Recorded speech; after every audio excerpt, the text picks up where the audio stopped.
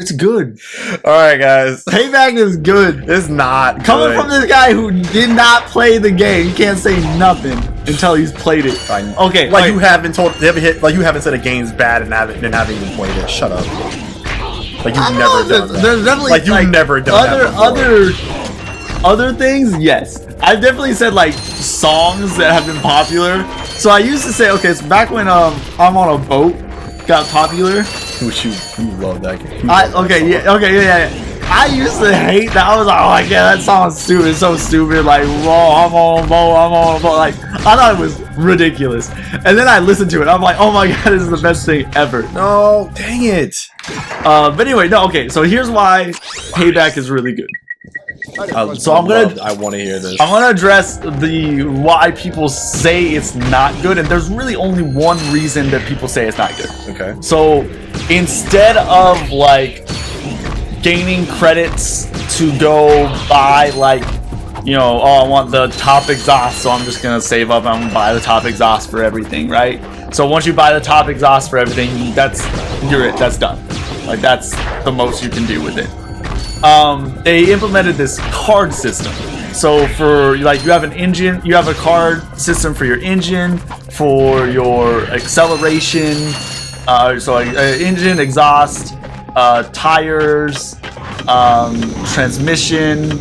I might be missing something, but on those cards you have a leveling system, to where depending on your driver level, you get, you know, like it's like a cap kind of. You can't go higher than your driving level. Okay. And then I think there's 3 or 4 different like companies for the parts.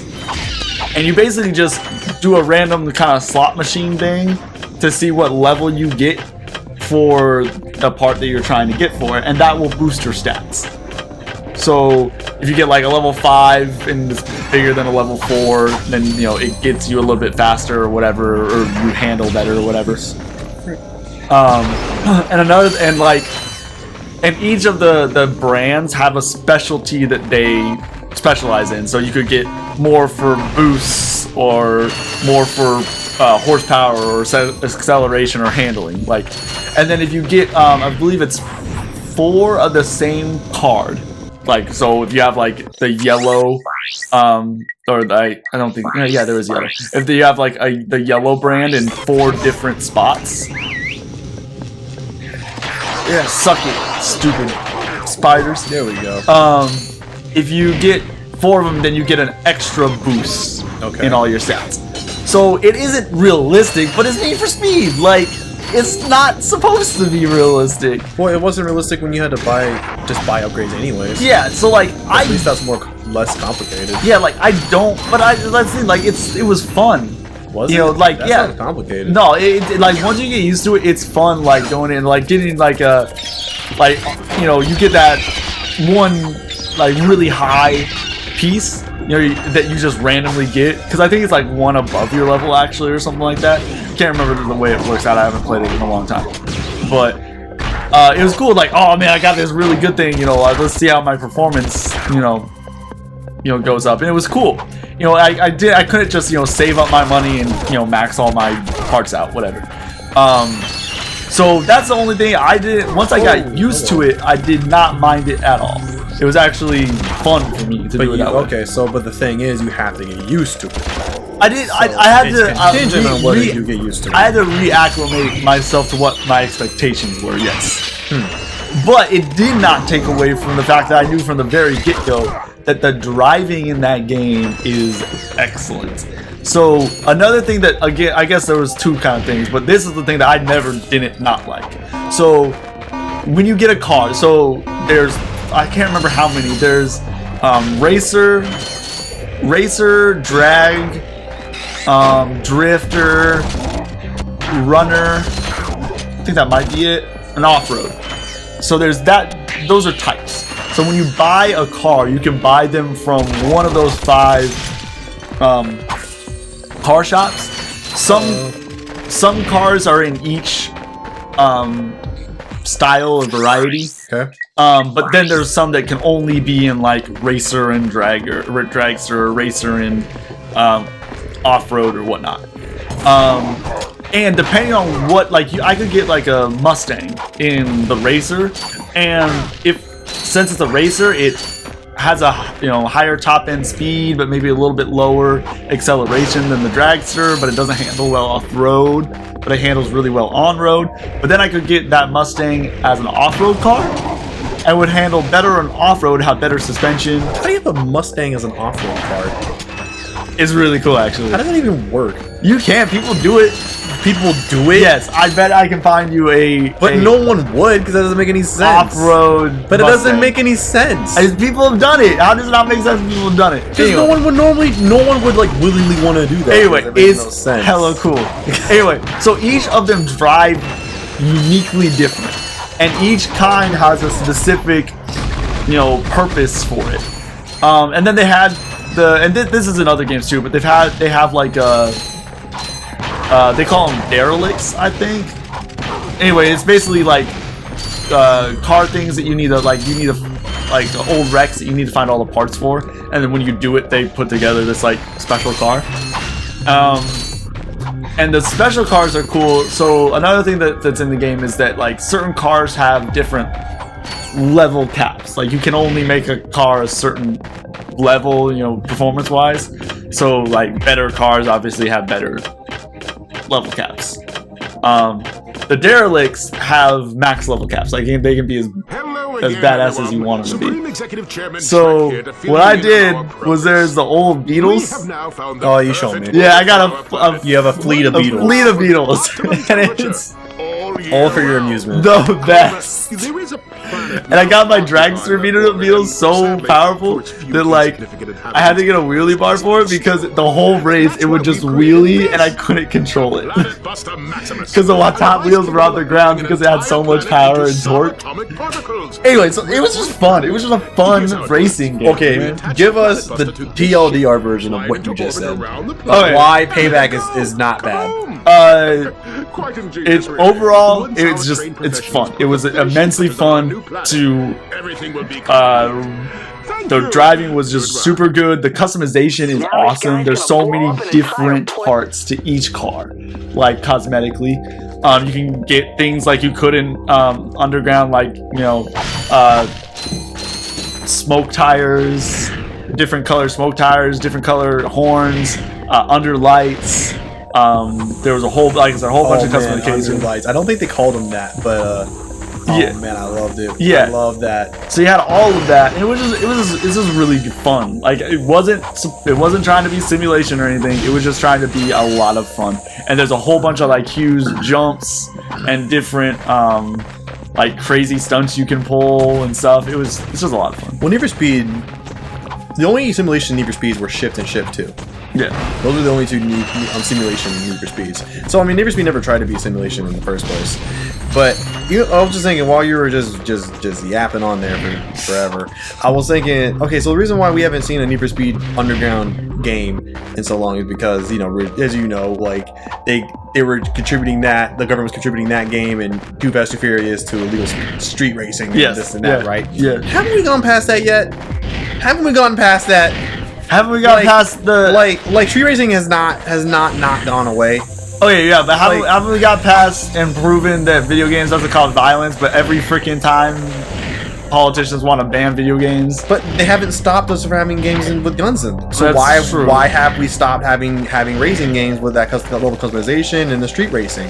Why? Maybe that's not the reason. Who knows what the reason is? But it's funny the ways. It's funny how EA has tried to change the customization. It's tried to like keep customization in without making it anywhere similar to Underground. Well, that's the thing. Almost wanted. This is the most Underground the customization has been. It's a little bit different because you have to do challenges to unlock certain parts of the customization. Like you have to go a certain speed to unlock the wings. But it helps because then you have stuff to be constantly trying to do to unlock. But after you get everything unlocked, it is the most customization that I've had in a game since Underground. The worst customization I have seen in a Need for Speed game was the Most Wanted reboot. Oh yeah, The 2011 reboot. The game itself is fine. All right, the game itself is fine, but the only thing you're given, oh jeez, Ooh, save. the only thing you're given customization wise to do is like, cause like all the cars are available from the start, right? You just need to find them. Yeah. Which kind of sucks because there's no real progression. But so you just happen upon a like super fast car. You'll start a game with something, I don't know. But then you drive a little bit later and freaking use like an Audi or like an R8, like an R8, man. I'm just and like it's just there you go. You can drive it. And it's like what? Okay. But anyways, all you're given are just paint jobs, like 5 paint jobs for each car. That's it. Yeah, that's it. Yeah, and you was like, they give you a whole suite, like you can do like layering and stuff, and like do custom paint jobs and do all the decals and layering that you want to. They give you a lot. You know, this all built away because I was talking about racing games. That's how this all came about. Yeah, the racing games I wanted to play. Yeah, the ones I had played. Like, you mentioned a while back we were talking about Force Unleashed, about like you were mad about Disney taking over because they kind of cut the gaming side of things. Yeah, especially in the Star Wars and that one that like they were working on there. Like and all that stuff. But Disney also made a couple other games. Like they had, because like Disney published a couple of the games, and because they partnered with Avalanche Studios. No, not Avalanche. It was something else. But they made 2 racing games. You probably don't remember them, but once I tell you the names, you will. First one is Pure. Huh? Remember that one? Yeah. The SSX of ATV. Yeah. Freaking awesome game. Yeah. And they made Split Second. Okay, Split Second wasn't bad. They published both those games. And I played both of those games. So I played those. I played Blur. I played Need for Speed. On PS3, I played Need for Speed Shift, Undercover, Shift 2 Unleashed, and Most Wanted Reboot. And so I played those. I played. I touched on Gran Turismo 5, and that game was too hardcore for me. What? I forgot one thing about What did Payback. you forget? What did you The forget? drifting in Payback is the best drifting I've ever had in a video game, hands down. Oh, I played Grid 2. That reminds me of that because they had a drifting section. It's the best drifting that I've had in it. Yeah, Grid 2 and Grid Autosport, which fuck that game. Fuck that game. Hold on, it's the time for a fluffy tangent. Fuck that game. Grid Autosport can die in hell. For those of you who don't know about this game, it's a fine game, okay? It's alright as a game. But if you want to get those trophies, just don't do it. Just don't even try to do it. I was telling Poopy about it a while ago when I was trying to do it. I finished it a couple months ago. It took me 3 months to get it. To get 1 trophy. Well, was that the one we had The online trophy where you need to get your online rating to like 250? Here's the thing. Here's the thing. Here's the thing. Here's the freaking thing, okay? Alright, so you get experience, and I might have ranted about this before, and I don't care. Okay? Okay, so you get experience through every level, right? Well, hold on. I should first back up. You need to get your driving level online, your online driving level, to 250 across 5 different disciplines. So you need to get to level 50, ideally, in all 5 of the disciplines, because that's the easiest way. However, you get like you need 1 million experience to get to level 50. I mean, 1 discipline, right? Or no, wait. Yeah, 1 million in one for 1 discipline. But you only get like